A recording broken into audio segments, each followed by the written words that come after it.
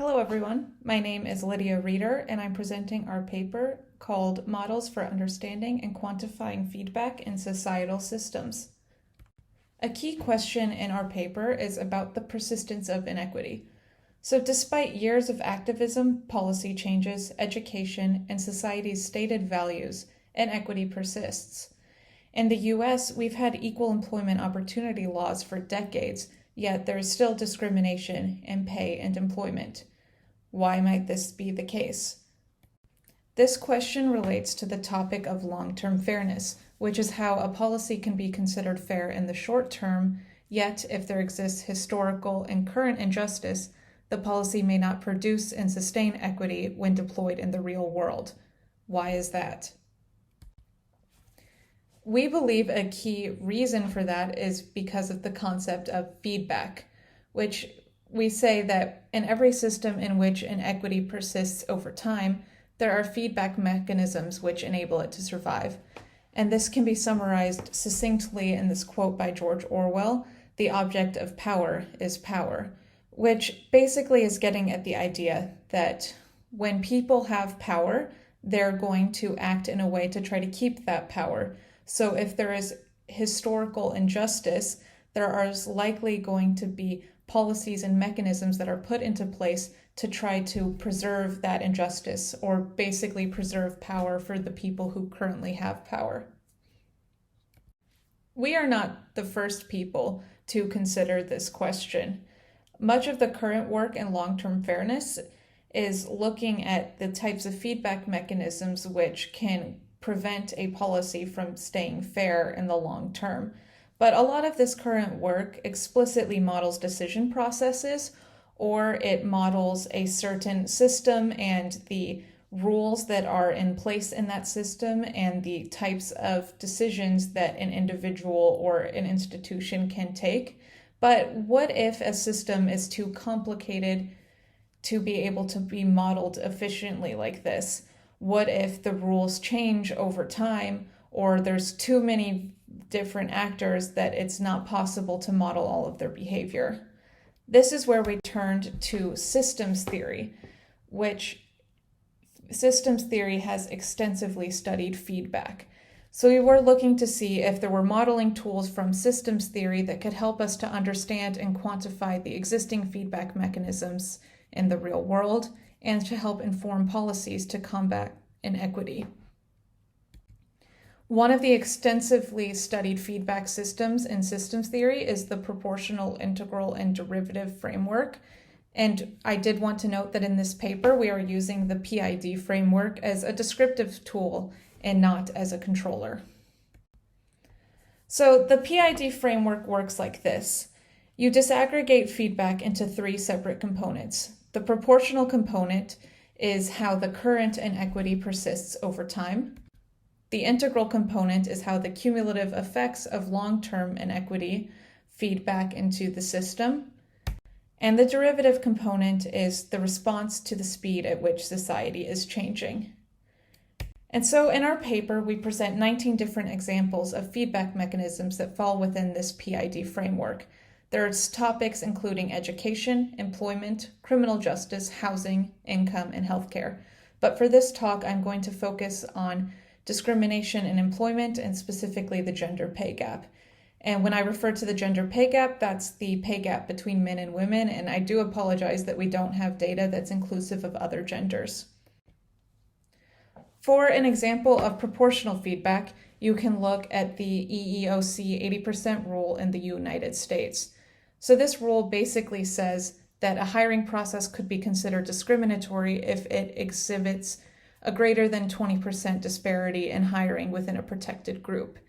So this basically means that if the proportional inequity, the current inequity in this hiring process exceeds that 20%, then there can be legal actions that allow this inequity to be addressed. Also, activism often acts as a form of proportional feedback, where people respond to the current inequity and work to cause changes and decrease that inequity.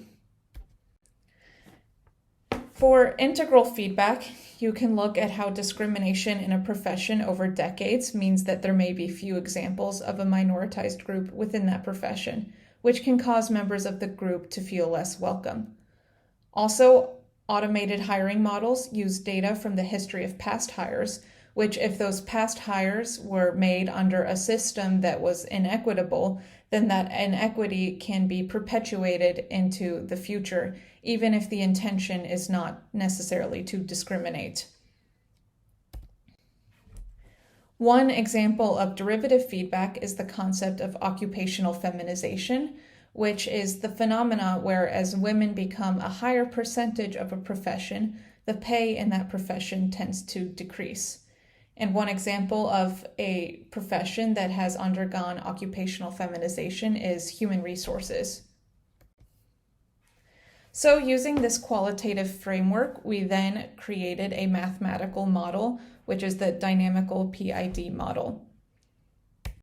First, to define a few terms, we define inequity as X of n, which is the ratio between the outcome measure for people in group A and the outcome measure for people in group B subtracted by 1.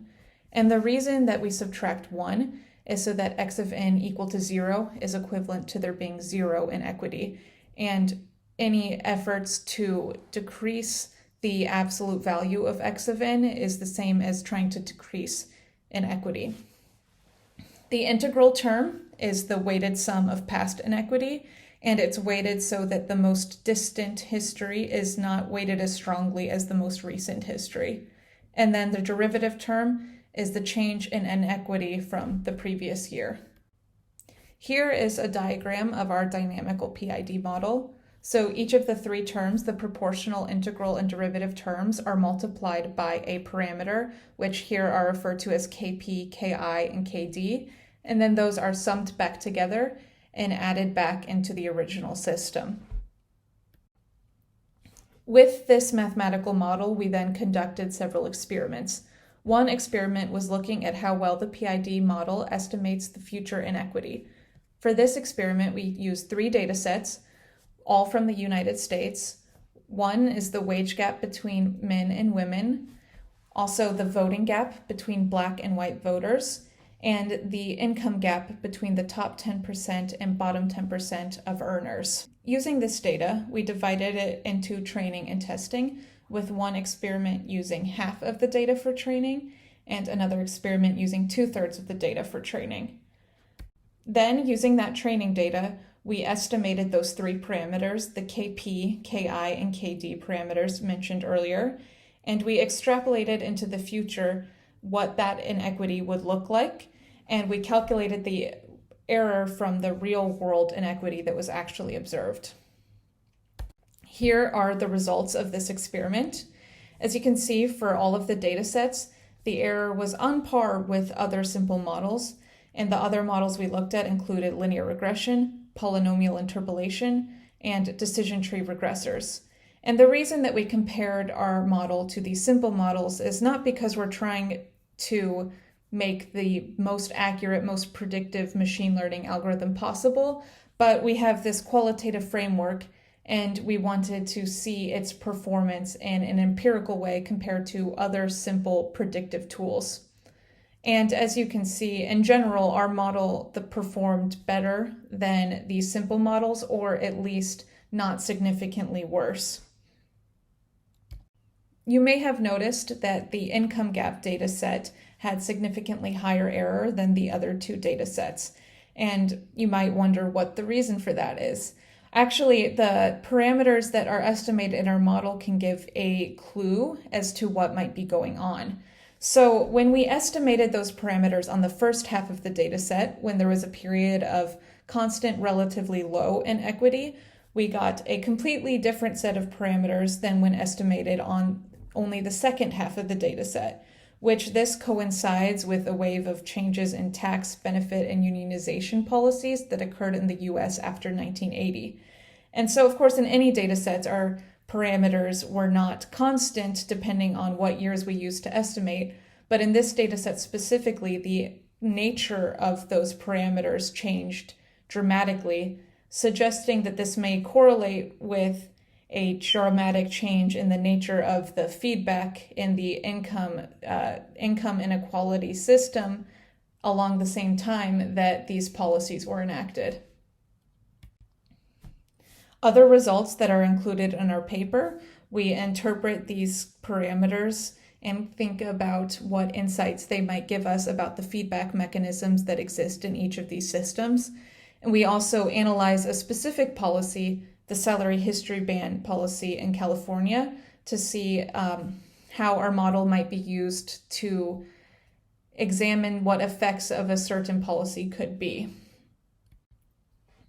So there's some limitations to address for our model. One is that not every system is appropriate for the PID framework.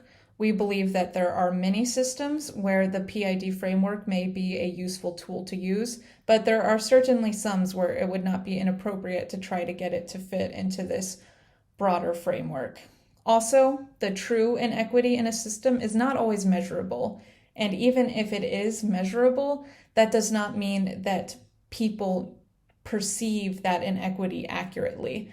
Actually, there's many cases where people perceive inequity to be lower than it truly is.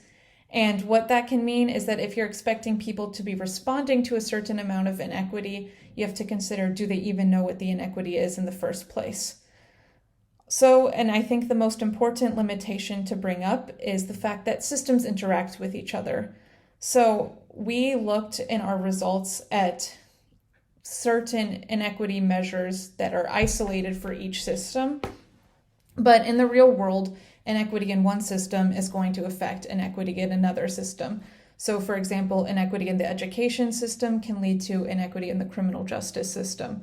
And if you're doing this kind of analysis, it's important to consider the ways that these systems will interact with each other.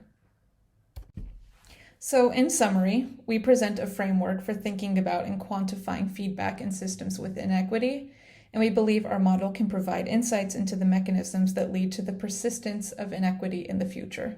And one of the key takeaways that I hope you get from this presentation is that progress is not inevitable.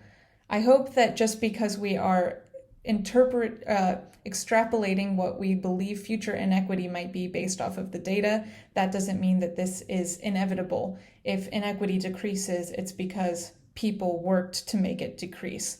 The historical injustice is going to have long-term effects far into the future, as you can see with all these various feedback mechanisms.